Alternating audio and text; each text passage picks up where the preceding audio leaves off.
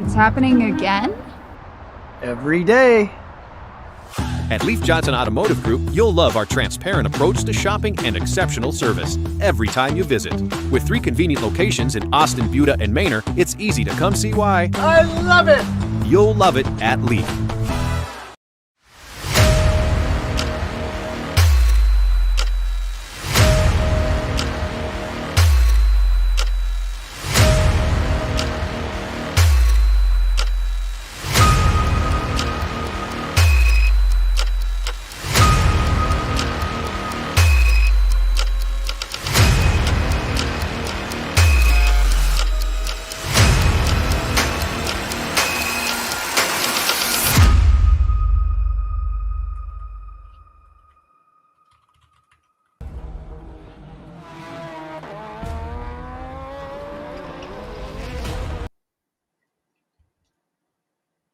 What better way to celebrate America for the Ford Mustang Cup? I'm Joe Peak, and with me in the booth is Roush Racing driver Joey Atterbury. Joey, a holiday weekend with amazing race cars on an incredible circuit. We couldn't ask for much more. I'm pretty excited about this one, too. Yeah, we're here out at Ozarks International Raceway in Missouri. We've got these beautiful Dark Horse R Ford Mustang Cup race cars that are just leaving pit lane right now. Had a little bit of some mixed weather today, so they're going to go out there and kind of inspect what's going on the racetrack and then unleash those 500 horsepower V8s. Yeah, looking forward to that, especially you can see at this incredible track that we're going to be racing on with 19 corners over just under 4 miles. It is no doubt, and it's no wonder they want to be a little bit safe with the dampness that kind of came onto the track a bit ago. So if they do an extra pace lap out here, don't be too surprised. They want to try and make sure that they're happy with the condition of everything before they unleash them. That means we might get the first few laps of the race under caution, still behind the pace car. In the meantime, though, why don't we go through our starting order for today's race? Because we've got Will Lucas on the pole once again. He's been getting a lot of those. Chase Cochran going to be starting next to him. From there, you get to the first of our Dark Horse legends. Nick Smither taking the pole in that class. You've got Andrew Horde starting to his outside. He's another Dark Horse driver. Then after that, it is going to be John Strauss starting in the 5th position. He'll have Miller Richmond to his outside. Then last 2 cars are going to be Cale Buell and Walter Bobko, completing our 8-car field. Now, Buell and Bobko did have their cars sent to the back due to some issues earlier on in this weekend, both of them dealing with damage on the cars that put them on the back foot on this one. But, Joey, the good news about that means that we might get some fun racing as they have to fight their way through. Absolutely. It's always kind of frustrating when you don't have that track position, kind of like what you were talking about. But at the other side of it, it is fun to make those passes if you're confident in your ability, confident in the performance, the speed underneath you inside that race car. And then, of course, this racetrack, right? You were kind of touching on it. 19 turns, 3.97 miles, filled racetrack, almost roller coaster like, because you have these guardrails on either side. You come down here into some of these tighter corners, and you do have those nice safety features, such as those gravel pits and the tire barriers out there to make sure that if anything bad happens, everybody is safe out there. But then you get into these faster sections, and look at how narrow it can definitely get out there. So track position, like you said, Joe, it's going to be key because we're going to see how much passing these Dark Horse R's are going to be able to make around this place.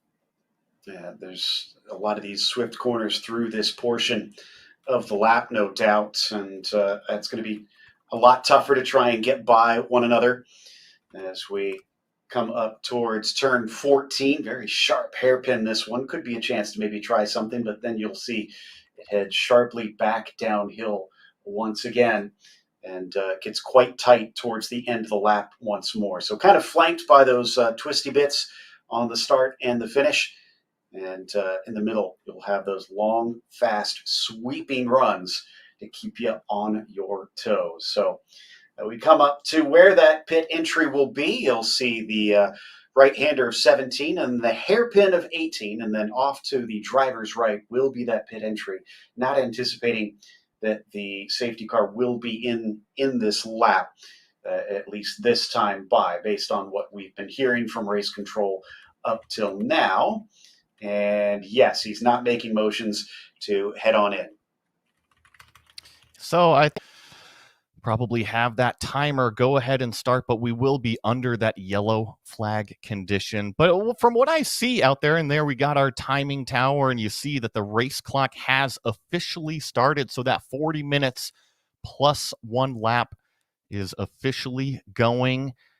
I don't think that we're going to have too many issues with this racetrack drying out. I know kind of in the hour leading up to this race, there was a lot of gray clouds, some mixed moisture in the air, and it definitely kind of fell on the racetrack as these cars were getting up to pre-grid, but it doesn't look like there is any significant amount of rainfall. Looks like the majority of the track here is all dry, and as you can see from these amazing shots overhead, there's no rain line, right? There's not like a corner of the racetrack that has got a significant amount of water on it. It all looks pretty stable out there, so I think we should be okay, at least once the safety car driver, and I'm sure that race control is monitoring all the radios going on with the team as well, just making sure the drivers are confident that they're able to go out there and unleash these Mustangs.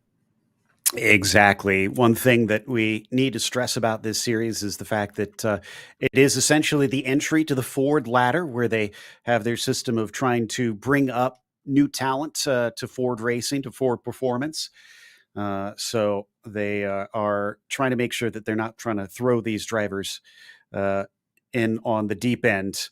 So yes, most times in road racing, you'd send drivers out on wet weather, but in this case, they are looking to try and just cut everybody's teeth first before they really try and give them the most difficult stuff. And frankly, with this being the first race of the weekend too, the last thing we want, since we've already had a couple cars, Joey, that have had troubles, is sending more mechanics to have to, go late into the hours of the night trying to fix cars.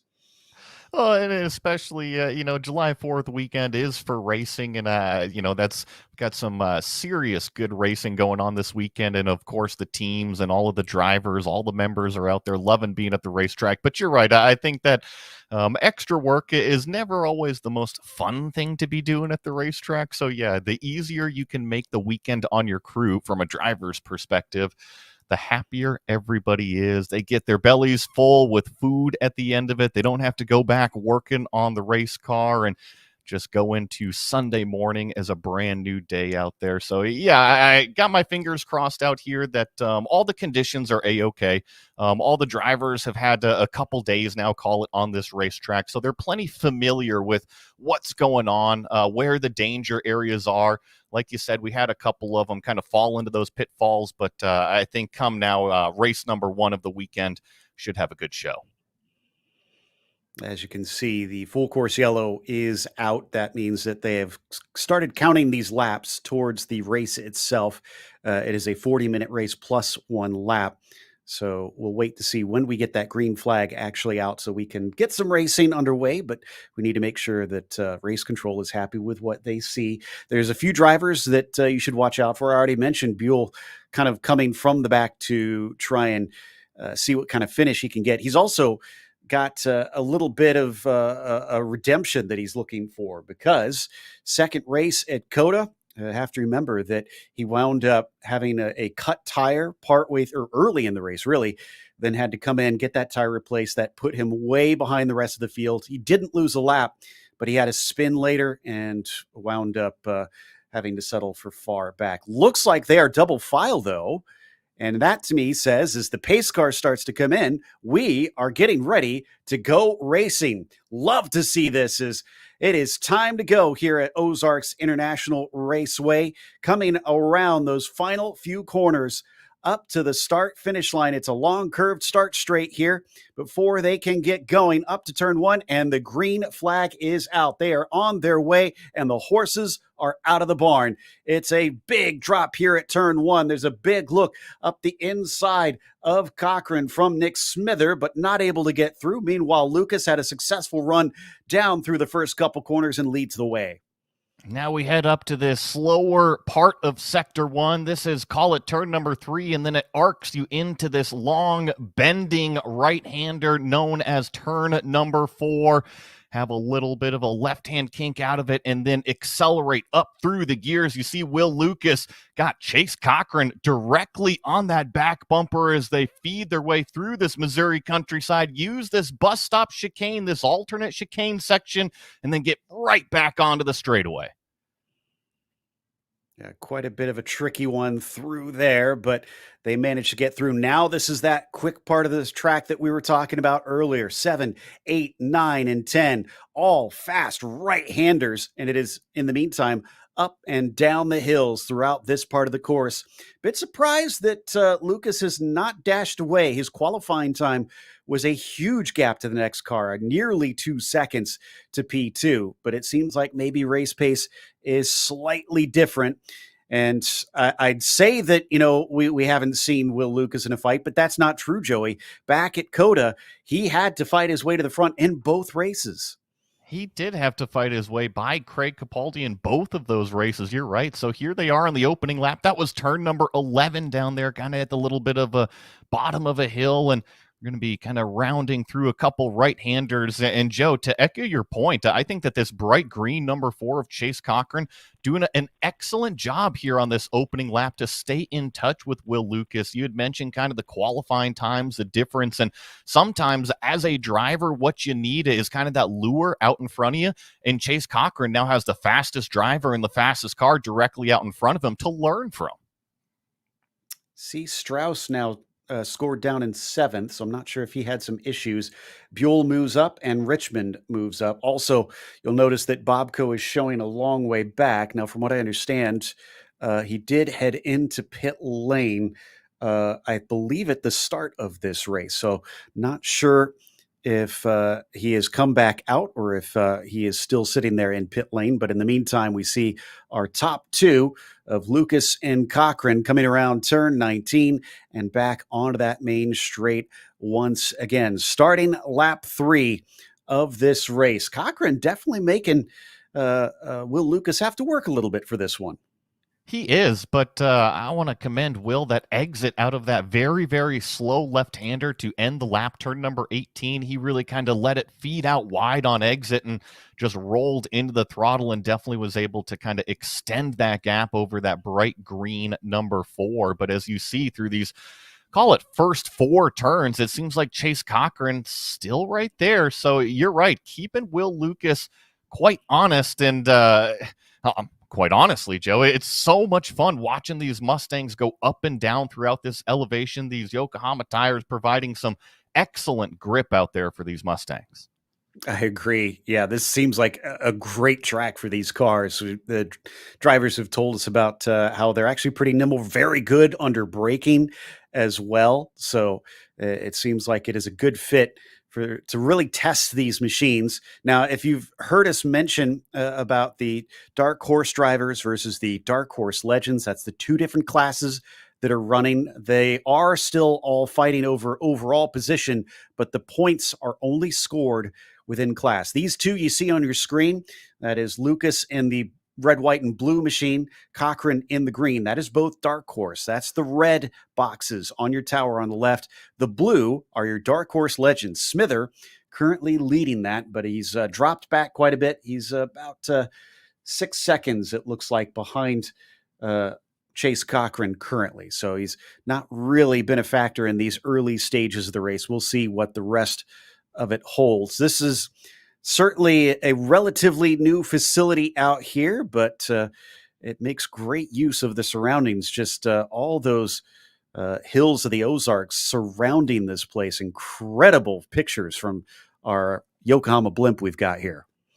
You mentioned a relatively new facility. Of course, the Pasek family built this facility, and it almost feels at home with these Ford Mustangs. Of course, that family runs a team of Ford Mustangs throughout several different series. I believe they were involved with Mustang Challenge a few years ago and then went up to GT4 racing as well. So all in that Ford Mustang category. So I think it's really cool to see these Dark Horse Rs here at Ozarks.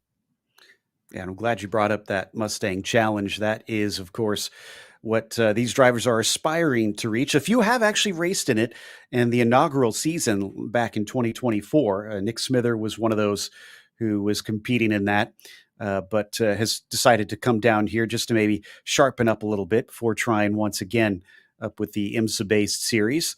But yeah, this is that opening rung that I talked about on the ladder, trying to get up to the Mustang Challenge and racing with the big show.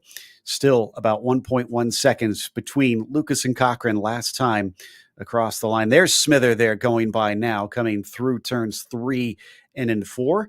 And Andrew Hortz continuing to show great improvement, 4th overall and on the podium in the Dark Horse class. Improvement is always what you want to see out there. It doesn't matter if you're running first, if you're running 5th, if you're running 8th, you always want to be improving. And so, yeah, Andrew Hord's doing a terrific job. And especially compare that to the beginning of the season where we really kicked these things off. I think that he has overcome tremendous hurdles and picking up a lot of speed out there. And you're right, he's sitting 3rd right now in that Dark Horse class, 4th overall, trying to chase down Nick Smither on the racetrack. And I keep saying this racetrack and how roller coaster it's like, but we have to remember that these drivers driving these Dark Horse R's, remember, these are H-pattern gearboxes. And in fact, I think I just saw Will Lucas kind of dip a tire off on driver's exit of one of these corners. So Chase Cochran starting to put the pressure on, or Will Lucas just noticing him in the mirror and trying to up his game. It seems like he's trying to get away, but can't really pull the gap much more. I guess the good news is, if you're Will Lucas, that Cochran is not near enough to make an attack. Meanwhile, we've got a car in pit lane that is, in fact, Bobco, not in his traditional bright red machine. And they're motioning him to, it looks like, head behind the wall. So I think, in fact, his day might be over. Like I said, this was expected. That he might not be able to complete this event due to some issues that he had in qualifying itself, unfortunately. Bringing us down to 7 cars still running. Richmond was close to Buell. I was watching a little bit earlier. It was less than a second, but it seems like Cale is starting to run away and is trying to chase down Andrew Hordes. So we'll keep an eye on that, if whether or not Cale Buell can maybe make a bit of a fight to get onto the podium there in the Dark Horse class. So Will Lucas's last lap time was able to get him another half-second buffer. It was Chase Cochran that had actually cut it down to what was 1.1 seconds out there on the racetrack, and then that last lap time from our leader, a 2:34.95, and in fact, that is the fastest lap of the race so far. You see the little purple mark next to that lap number 5 on the timing and scoring. So Will, maybe he was just kind of warming everything up, getting into the rhythm out there. After all, he has had a lot of air miles, just like Nick Smither in the last couple of weeks. He was also one of those drivers that went over to France and did quite well, actually had 2 top 10 results overall. I mean, seriously impressive what he was able to do, and really backed up his results in this series. Because, you know, it can always maybe feel like when you're competing in the lower series, that maybe you're a big fish in a small pond. But then going up and facing against literally international competition, I think proves that you have the speed. It's not just who you're racing against. Well, you say who you're racing against, but I remember watching race number 2, and Will was duking it out with Tanner Faust. Now, I'm sure a lot of people know who Tanner Faust is in that name.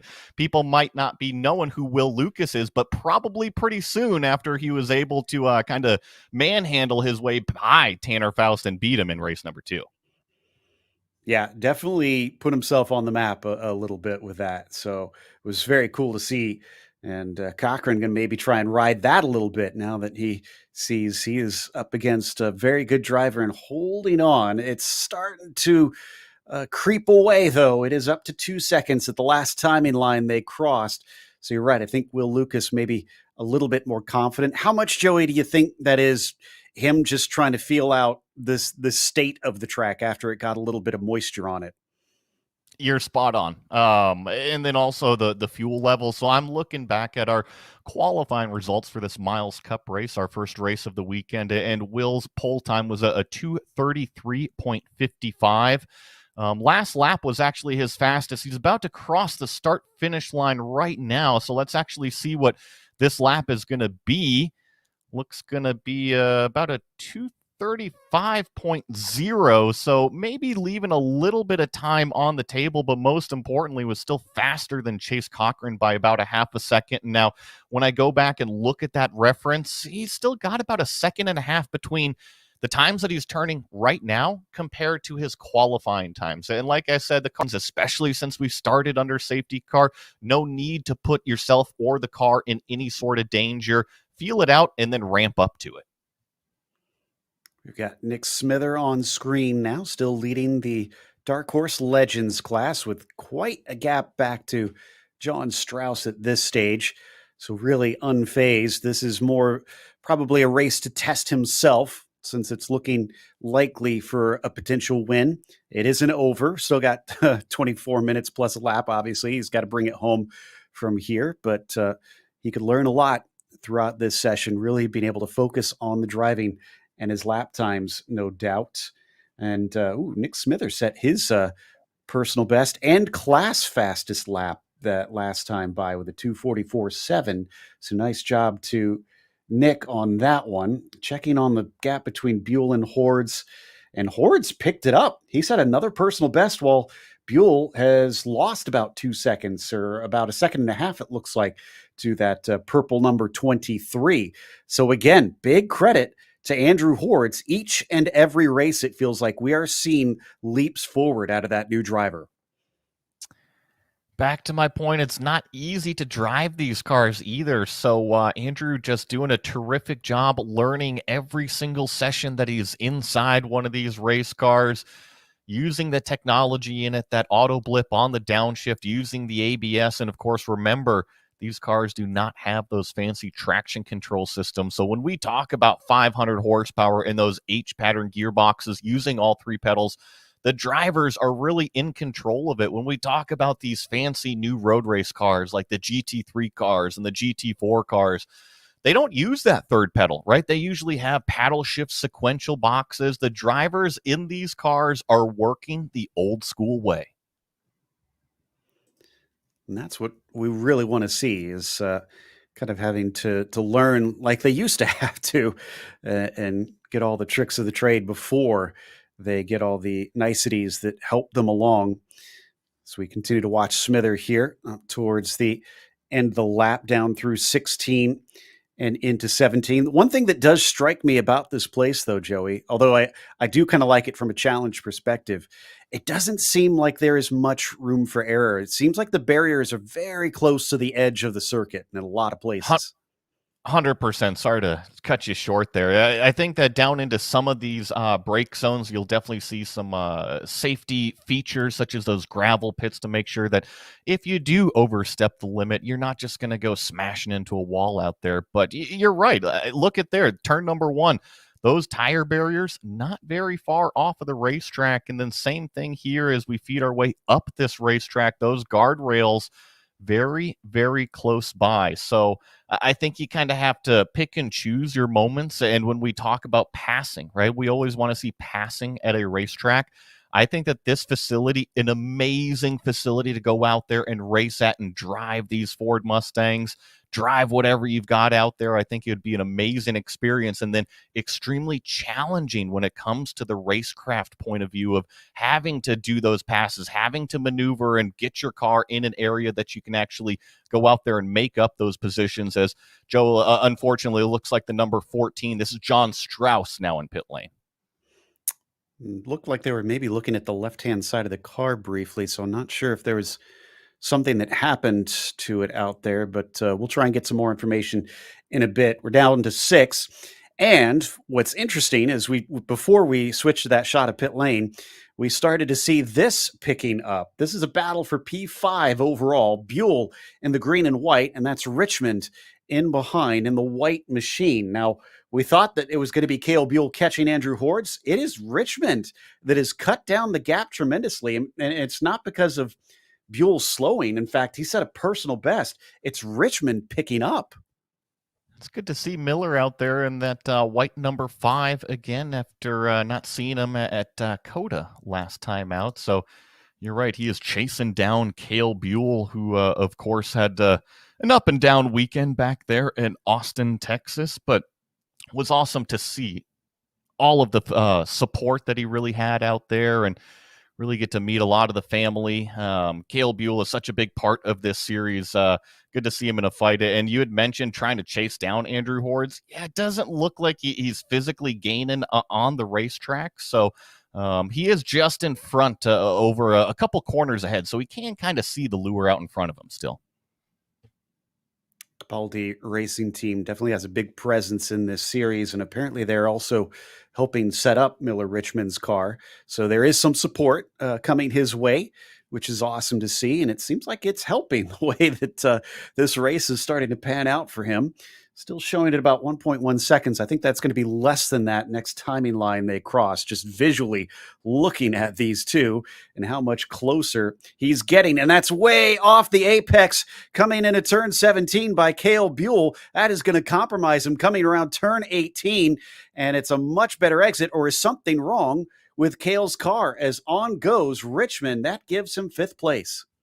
I don't think it's anything wrong with Cale's car. I just think he kind of got out in no man's land to end that lap, and all of a sudden Miller Richmond was putting the pressure on. Cale noticed him kind of on the outside corner in no man's land himself, so he just said, you know what, I'm not sure where you are in the right rear. Going to go ahead and lift coming off of this corner, and Miller Richmond was able to snag what is 5th place overall and 4th place in that dark horse class. It's great to see Miller bounce back. Like you mentioned, he had to miss the races in Texas, mostly because he had some problems at the end of race 2 down at NOLA Motorsports Park. So had to do some repairs on the car before he had it ready in time here for event number 3. And boy, he is not wasting any time despite the lack of track days that he's had compared to those around him. Already making some overtakes and working his way up the order. Let's see. Last lap in comparison, to Andrew Hordes was slower, but of course he had to make a pass. So let's watch this one and see if maybe Miller Richmond, now that he's been kind of unleashed a little bit here, if he can set his sights on a potential podium. That was the point that I was just about to make. He had to actually accomplish that pass last time on Cale Buell. So maybe not 100% representative of the overall speed, but this time already on the start of the lap, sector 1 from Miller is his personal best already at a 49.6. And actually, I'm seeing that Cale Buell had his personal best sector 1 as well. So this might be a situation where Cale, even though he got past, he might be learning a thing or two from that white number 5 car, and maybe we'll all get them kind of accordion up into that purple number 23 of Andrew Hordes. So maybe we'll have a 3-car fight here. After all, there still is 17 minutes plus 1 lap. There's that purple car of Andrew Hordes just up the racetrack. Yeah, we're only barely past halfway on this one. Now, I know Will Lucas is fast. I don't think he's 34 second gap in about 8 laps fast. I think there must have been an issue for Chase Cochran that he's suddenly fallen this far behind.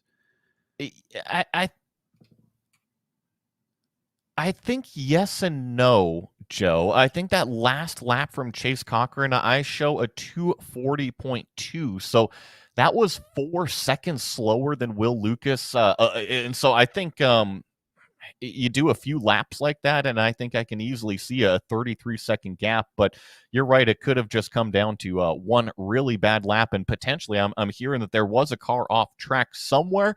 I'm not sure if it was actually that green number 4. Yeah, unfortunately, we don't have the information to confirm whether it is, but I have my suspicions based on what we're seeing. The gap down to Smither is about 21 seconds. So, yeah, hard to tell. If Smither was a lot closer, then it seems like it'd be a sure thing that Chase had a problem, but yeah, I can't really tell based on the information that we're seeing at this stage. However, it is down to 3.5 seconds behind Andrew Hordes. It was 5 seconds faster that last lap for Miller Richmond, with another personal best in the race for that number 5 machine. I would say that he is on his way, and Hordes is going to have to pick it up a bit. It was an interesting seesaw of events too, because, and I mean, look at visually, you can just see the gap closing down between all three of these cars. But when Miller Richmond got by Cale Buell, the lap time was about a 2:45, and then same thing out of Andrew Hordes. But the previous time, or I should say the most recent time by, Andrew Hordes, couple seconds slower, Miller Richmond, couple seconds faster. So there goes that kind of 4 to 5 second delta that we were seeing. And Andrew just continuing to kind of bleed time as these two drivers, Miller and Cale, continue to set their fastest sectors. Now it's down to within about 1 second. Andrew can definitely see these two white cars approaching in the mirror. Oh, I'm relishing this. I'm excited to see what happens if we have a 3-way fight potentially, and all in the same class for a podium position. This is going to be important to these drivers, and this is going to be a real test for Andrew Hordes. We've seen him, like we said, really make a lot of advancements in his pace, but we haven't really seen much in the way of what does he have in racecraft? What can he do when he starts to actually feel pressure from behind on the racetrack? We are about to find out, because even this lap, this first sector, call it about 2 seconds slower than both of these white Mustangs, catching them. Now we round through these final couple corners. This is turn 18, this sharp left-hander. Turn number 19 is kind of more like a bend as these cars accelerate up and across this arcing start-finish line. So there is Andrew Hordes, 4th place overall, followed by Miller Richmond and Cale Buell screaming across the start-finish line.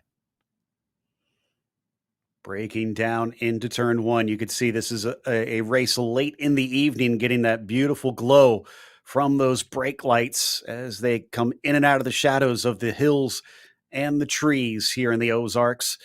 But pretty soon the race is going to be over. 13 minutes plus a lap to go. They're not going to have a whole lot of time, considering how long these laps are, to try and make an overtake. So Hordes will have to grit his teeth and hang on as best he can if they continue to catch him in this fashion. And again, this is all behind Nick Smither, who is the next car up, who is leading in that Dark Horse Legends class. Nothing really has happened with him, so that's why we haven't touched on him in a while. And it seemed like Andrew was a little bit stronger at the start of the race. We talked about how there's so many fast sweeping corners through this part. Do you think maybe a bit of tire management has come into play here?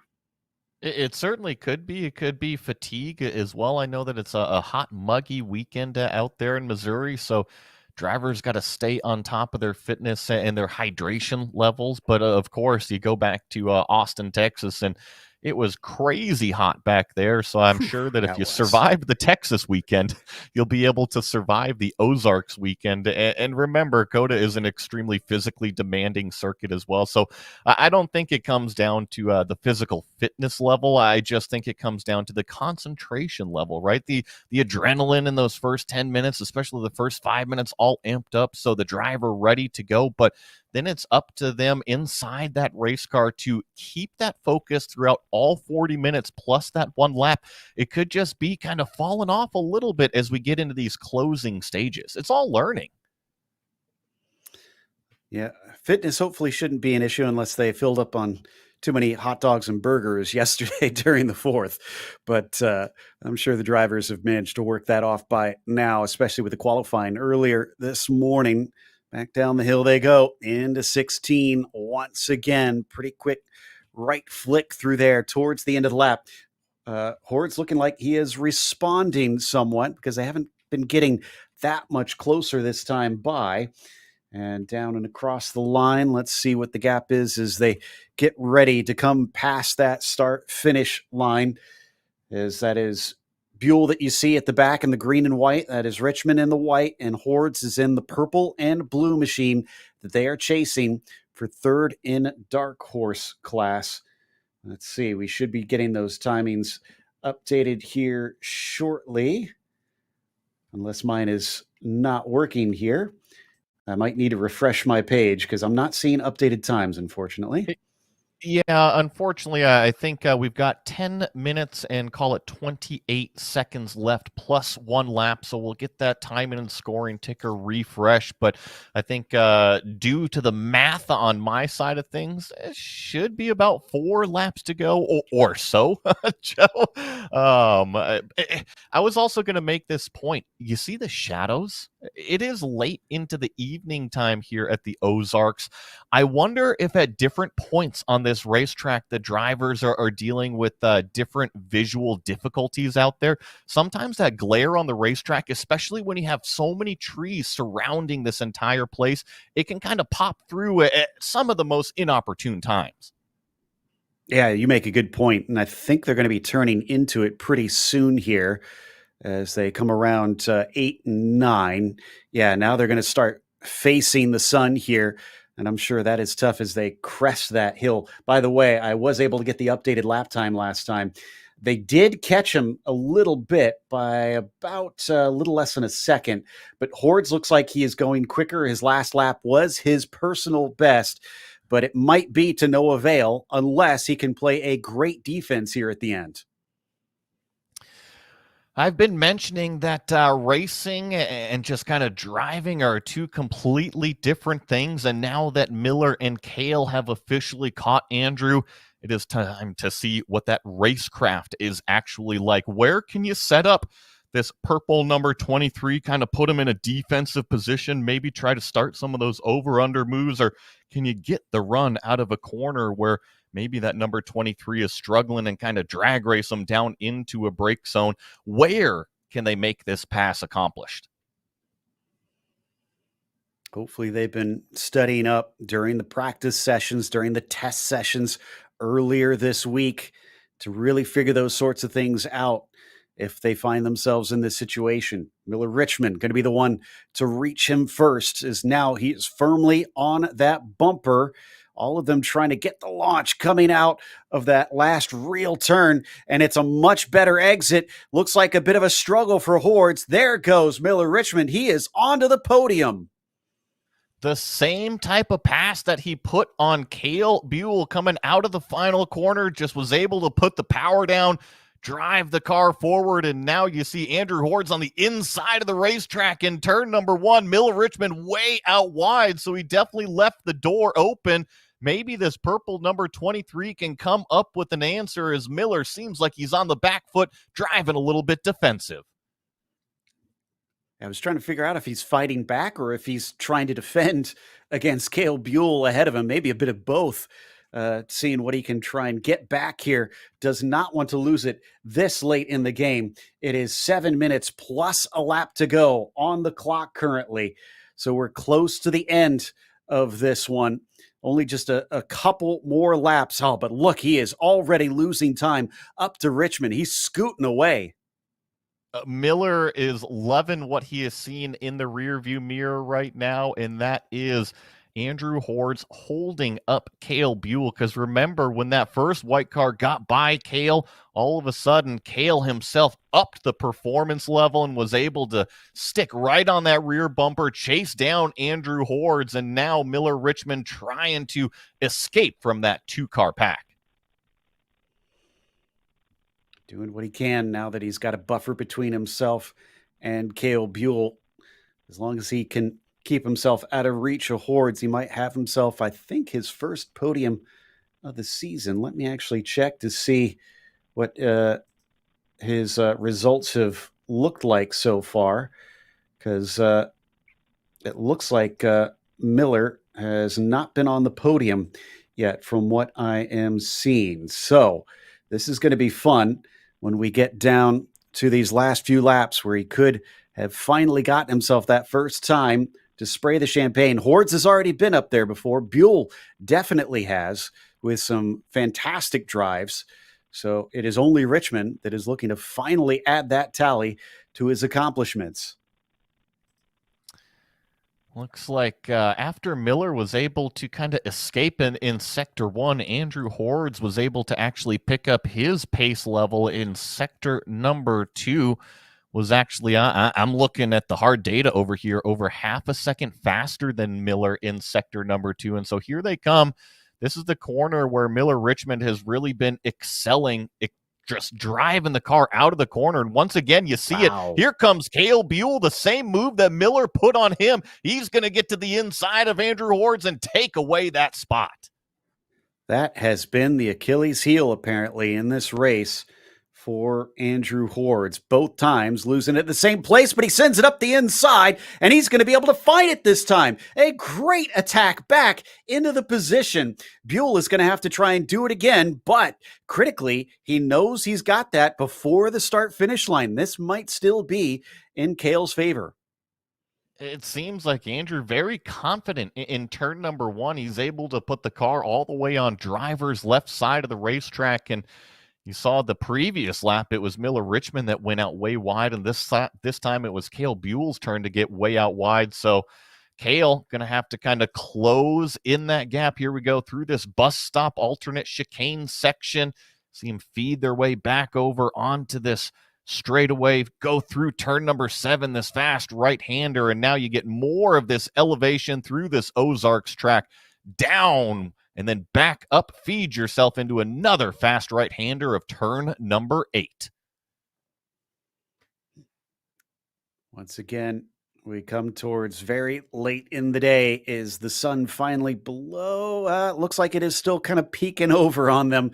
So again, depending on the state of those windscreens, it could be tough coming up into that corner, trying to hit your marks and spot your markers, as we watch to see whether or not Cale Buell can repass and get into that 4th position, making up for a loss of position in qualifying due to a wreck in practice earlier this week. Discovering the knock-on effects of what happens in practice can absolutely affect your race.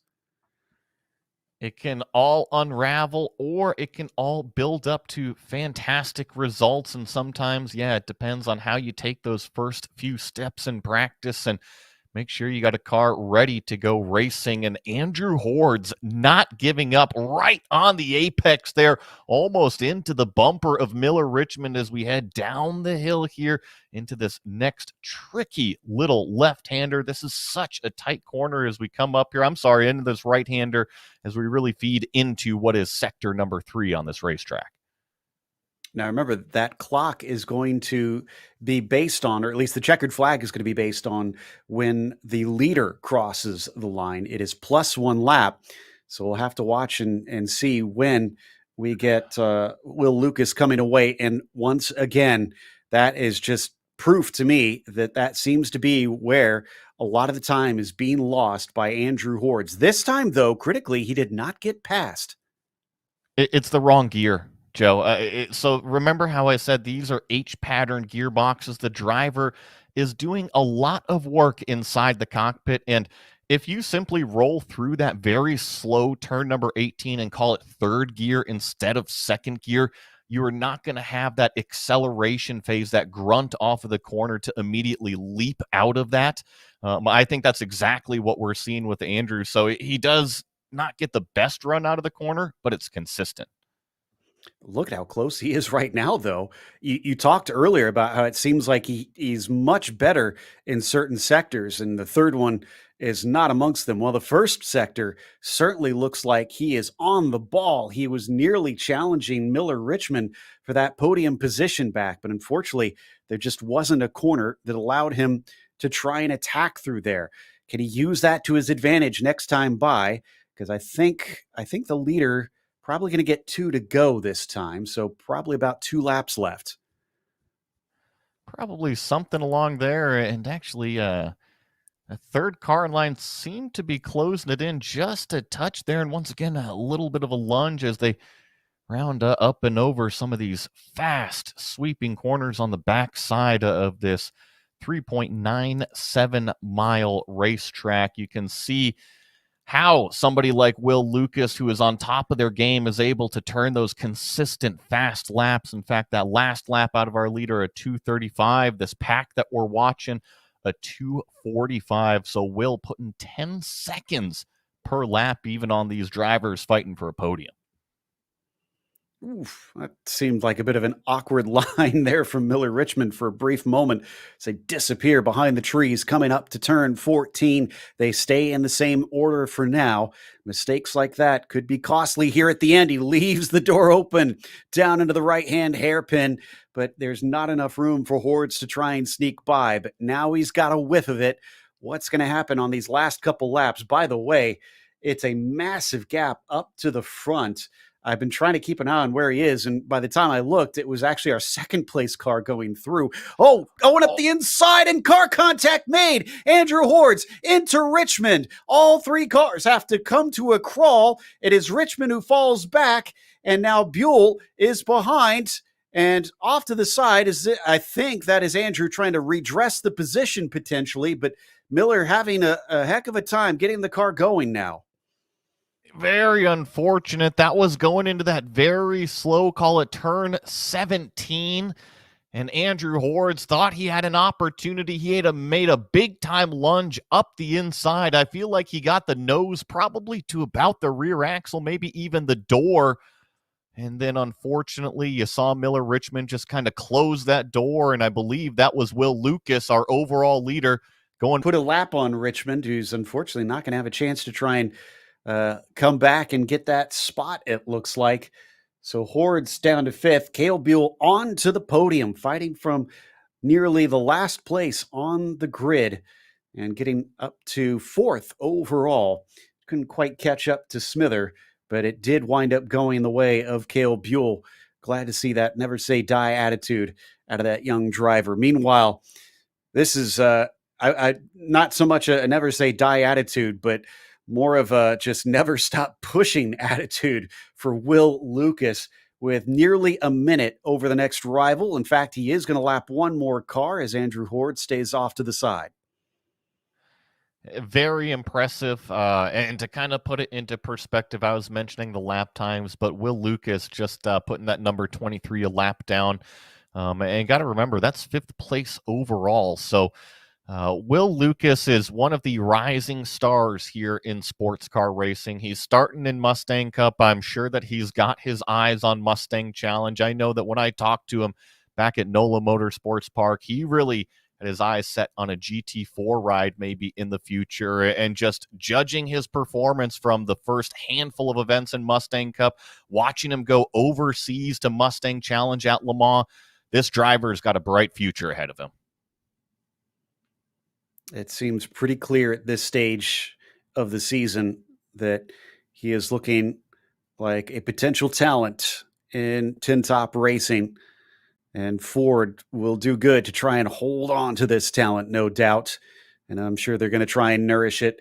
But Will Lucas, coming up to the last couple corners, showed up here and was not going to mess around at circuit or at Ozarks International Raceway. He had to fight his way to the front in the previous two races. Didn't have to do that this time. He led from start to finish, and coming through the final corner, it is another victory, the fifth in a row for Will Lucas here in the Mustang Cup.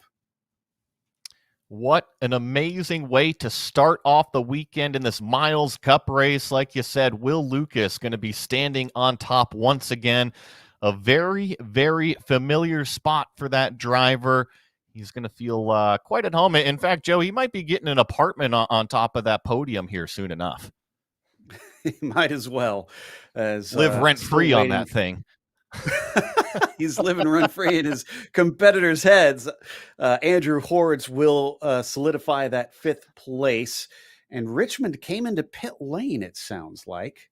So I hope the damage isn't too great on that car. Yeah, and we remember after he got that little bit of a tag from Andrew Hors, it seemed like the car was stationary there. Hopefully, like you said, there's not too much damage. I know that after you get these cars running for a long time, it doesn't matter what race car it is, it starts to run a little bit warm, run a little bit hot, and if it does stall, sometimes it needs a little bit of extra time to get refired. But it looks like Chase Cochran here in the green number 4 crosses the line, second place in the dark horse class. I have to check to see if that is his best finish so far or not. But waiting on Nick Smither, I believe he should be coming up pretty soon here, and he'll take victory in the Dark Horse Legends. And that is for sure because both Strauss and Bobko, unfortunately, did not see the checkered flag. So Smither survived this track to come home with a victory. As it looks like they're waving the flag for him now, coming up to the line, this curved front straightaway here as Ozarks International Raceway. There we go. Now it's starting to wave, so he should be coming up here shortly. And then not far after him, Cale Buell. There is Smither taking the win in the Legends class. And then not long after, we'll see Cale Buell finishing on the podium after starting from 7th out of 8 cars here in this race. A fantastic effort by all involved. Let's go through that finishing order then. As like we said, Will Lucas, your victor here today. Chase Cochran going to be in P2 with Nick Smither finishing 3rd overall, but your victor in Dark Horse Legends. Cale Buell is going to get to capture a 3rd place in class with Andrew Hors finishing 4th. And then you've got Miller Richmond having finished 1 lap early, we believe, unfortunately, with maybe a bit of damage, finishing 6th overall. Strauss and Bobko, a DNF. We'll have a little bit more here on the show, so don't go away quite yet. The podium ceremonies are coming your way shortly.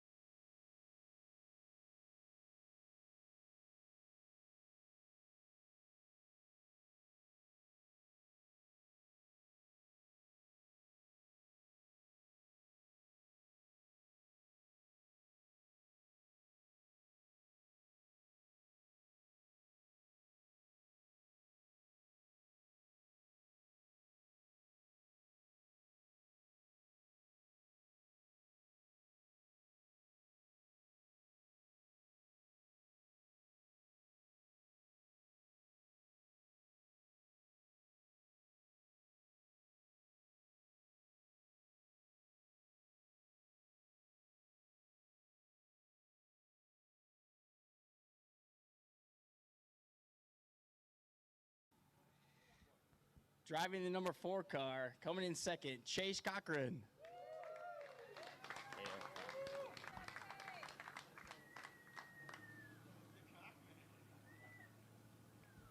And driving the number 39 car, coming in first place, Will Lucas.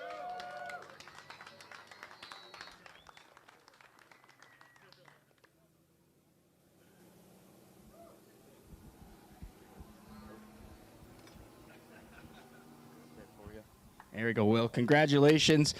Like our first year at this track, a tricky one. I know you just did Le Mans and stuff, so did you take anything from that race and show it over here at this one? I think it was definitely a good warm-up coming from somewhere so fast. This place is a lot of fun. It's a very busy lap. The walls are all really close here, so it was a really good time. I'm glad that the race went okay for us, and I'm looking forward to hopefully doing it tomorrow.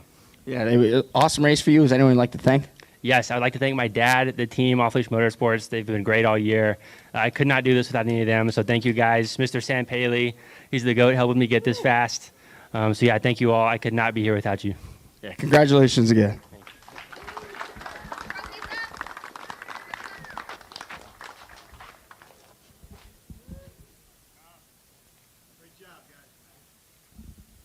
There you go. Now we'll do a little hat dance. Swap over to the Yokohamas.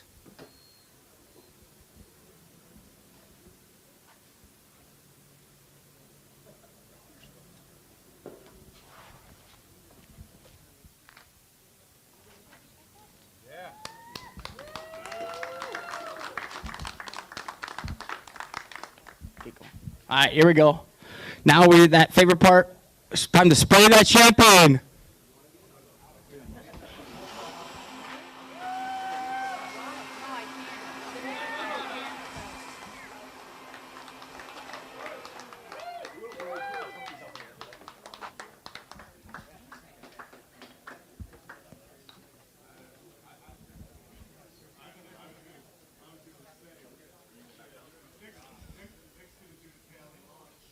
And now moving on to the Apexin Award, Kale Buell.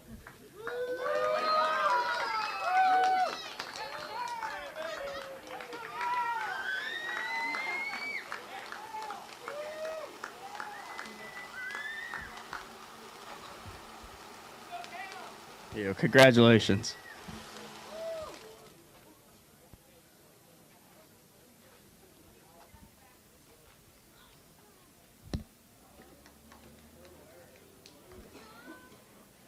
Moving into the Dark Horse Legends class, driving the 98 car, coming in third, Walter Bobko.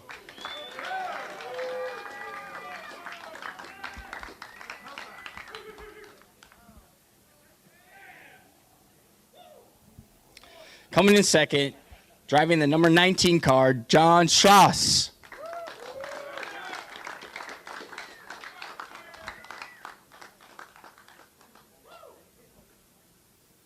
And your winner, driving the 58 car, Nick Smither.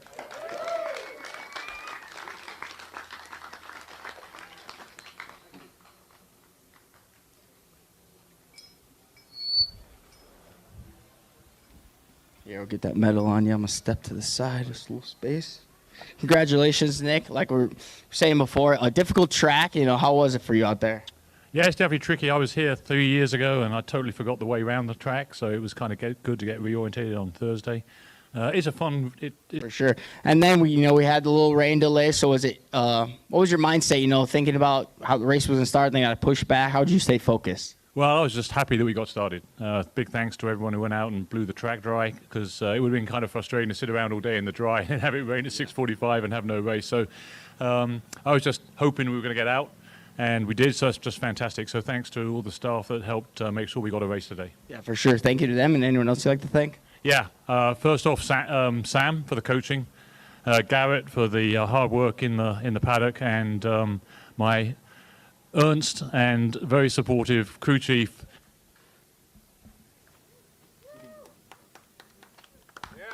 There you go. And then we'll swap hats real quick. Get another one.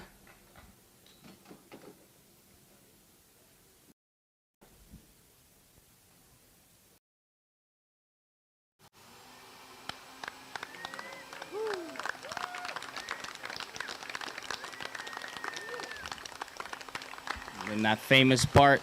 Here we go. Get ready to spray that champagne.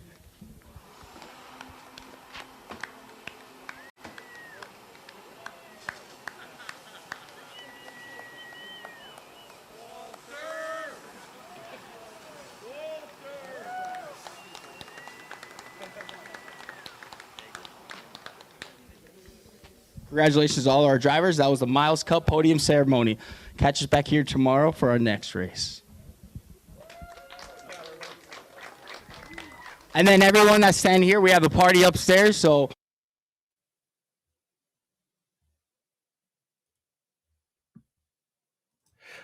Well, great stuff here to wrap things up, but we're not done for this weekend. We, of course, have tomorrow's race in the Parnelli Cup coming up here at Ozarks International Raceway. Make sure and join us again. I'm Joe Peak here with Joey Atterbury, and until next time, race clean, race hard, and we'll see you on the track.